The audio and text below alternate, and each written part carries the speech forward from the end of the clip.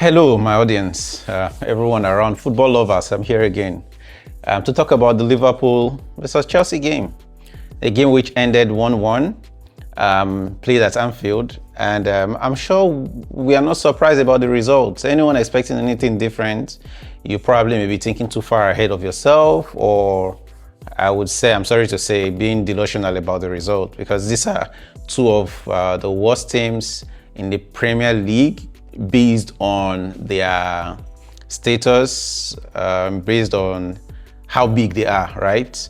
I mean, for these two teams, if we have a Premier League table for just the big six, these two teams will be fighting for their relegation, battling relegation places alongside Tottenham Hotspur.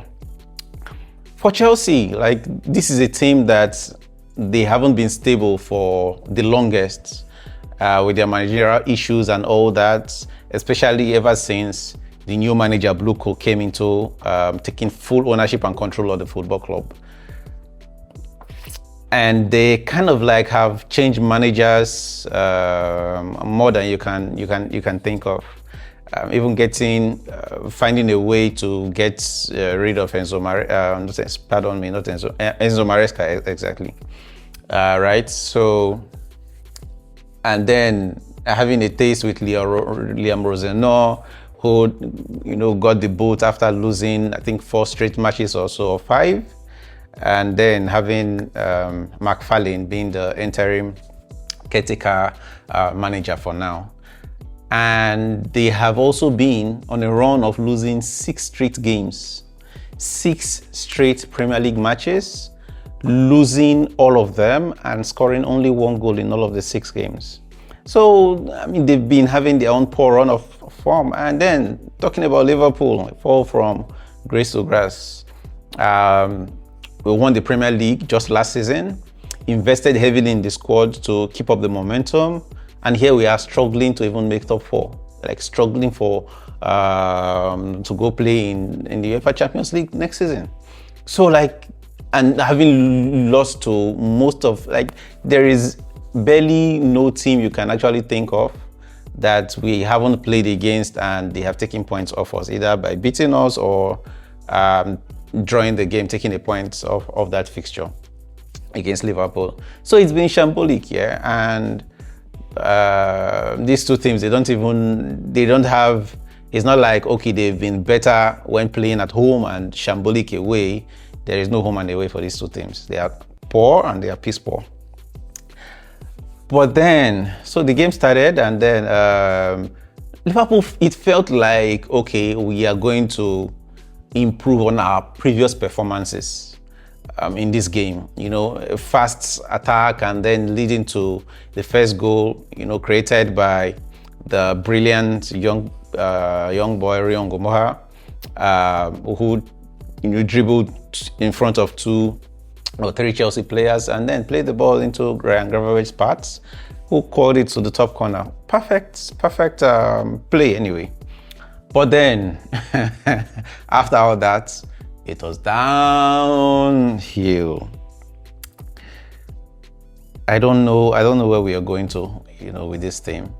It was downhill, and it felt like the weight of the world was on our shoulders. And for most Liverpool fans, right, it's not really a thing of surprise. This has been the storyline for most of the seasons in most of our games. In fact, it has gotten to a place where, rather than us trying to say, oh, this match is the best match we've played for the entire season, it was so much better than the previous one that was also breathtaking. So it's a case of this game is worse than the previous game we've played. And it has always been the case for every games we've played in the past. So it's from one bad game to another bad game to another bad game to another bad game, and it's just poor. And people keep talking about, oh, it's this player, it's that player that are playing piss poor, that are playing badly. And I've said this time and time again, it is not the manager, it is a systemic problem. Holding an slot responsible, it is a systemic problem, so which we need to face and tackle. But then, I mean, talking about the Liverpool board anyways, But I think most Liverpool fans in the world right now, they have become numb of the pain and disappointment they feel whenever we play. It is an eyesore to watch Liverpool play, how they play currently. And I've gotten to the point where I'm also tired of talking about Arne Slot, he's bad, he's poor, he's this. And even before I proceed, right, a lot of people will talk about, how can you say this manager is poor when he won you the Premier League last season? In fact, that is the only reason why he's still in the job, if you ask me, right? Because of that grace he's been given. But then, it's easy. Like, we can all see clearly that him winning the league is just like someone who has been given the mantle to guide or steer a ship, and all he had to do was just to hold the steering wheel of the ship or of the car, of the vehicle, right? You don't need to navigate, you don't need to turn left, you don't need to turn right, you don't need to hit the accelerator, you don't need to put your feet on the brakes, you don't need to change gear or whatever. You just hold it and steadily it moves.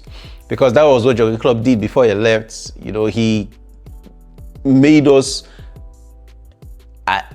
he made the team feel identifiable, in the sense that you could say this is the pattern that Liverpool are playing. Accelerating football, counter-attacking football, quick, fast tempo, game pressing, where you don't have time and the opponent don't have time and space on the ball.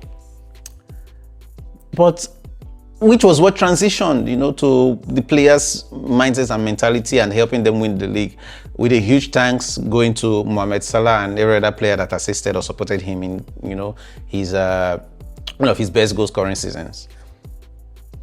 But right now, this is an slot system. The players he signed were players he had also sanctioned that he wanted, right? And these players were given to him. And these players, they were some of the best you could find in the world in their various positions. Talking about Florian Wirtz, one of the best attacking midfield player in the world, young best attacking midfielder in the world. Talking about Milos Kekes, one of the best left back in the Premier League for the past 2 to 3 seasons. We talk about Alexander Isak, who had a brilliant run with the Newcastle team, being the top goal scorer, and then also helping them to winning their first title in years. Like, just name it. He was given everything he wanted and a slot, but then it becomes something else. And like I said, right, I'm also tired of talking about him leaving or not leaving and all that. What would change? I mean, we also got news that the boys, they've also backed him to be the manager for the forthcoming season. So, anyone still talking about getting an slot out, I think it's just a waste of speech, right? I think right now, our focus is more turned to the board itself. It's more turned to FSG, Fenway Sports Group, the board. Because when you have someone you've placed in charge and they're not doing well, it's upon you to make a decision, either to let go of them and get someone who would better steer the ship to the expected destination, or you choose to keep him and then suffer the consequences, of which we're all part of. But anyway, that is what it is. I think that's enough rant for about Arne Slot and Fenway Sports Group. And I keep saying it, right? I don't really want to talk about players not performing, all right? Or they have been bad, they've been, so bad and all that, they are not good enough. I don't want to fall into the bandwagon, because I feel when we get a different manager and certain players are still the way they are, then I can also say it's this player's fault. I know, yes, there are some players that need extra motivation. There are some that do not need that extra motivation. Take, for example, a player like Dominic Szoboszlai. You always see him running, hustling the opposition players, trying to make things happen on the pitch. But which may not be the same for other players anyways. It can be different, because these players are humans with different personalities. Anyway, back to the game, right? Good thing Rio Ngoma got the goal. And unsurprisingly, in the second half, a stat came up that Cody Gakpo was the only player on the pitch, attacking player on the pitch, that had the fewest number of touches, which was 10. 10 touches. It was so poor. And guess what? Arne Slot is here to make a substitute, to make a change. What did he do? He takes out the best attacking player on the pitch, who happened to be Rion Gomoa, for Alexander Isak. And I'm so glad, I'm so happy that the Anfield crowd actually erupted with sounds, like loud sounds of boos, like boos raining towards like Arne Slot for making such a change, or taking out your best player on the pitch. However, they cheered when Alexander Isak was getting onto the pitch, and even at the end of the game, after the final whistle, the fans also booed the player. And also, every time you see the team always passing back, and you can hear the boos from the crowd, from the fans. No, like play it forward and all that. So, like I keep saying, it's a systemic problem. It's a systemic problem. Even talking about Cody Gakpo having 10 touches in the game, I've also heard and seen people talking about Alexander Isak not being effective up front. He's having the fewest amounts of games.